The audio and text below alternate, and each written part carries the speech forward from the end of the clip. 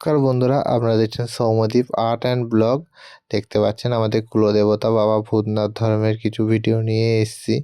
বাবার মকর সংক্রান্তির পুজো হয়ে গেছে সকালবেলায়, দিয়ে বেলার সময় বেলা 3টের সময় থেকে বাবার খিচুড়ি ভোগের রান্নার প্রস্তুতি চলছে।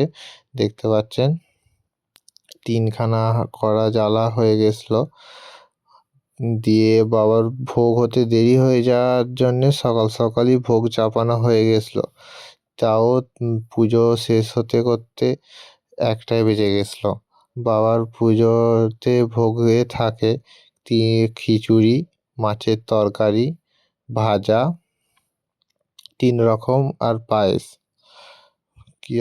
ভালো লাগলে লাইক কমেন্ট শেয়ার করবেন, পুজোটা দেখুন। নমস্কার। ওই দাতার দান পুরাও মনেরা।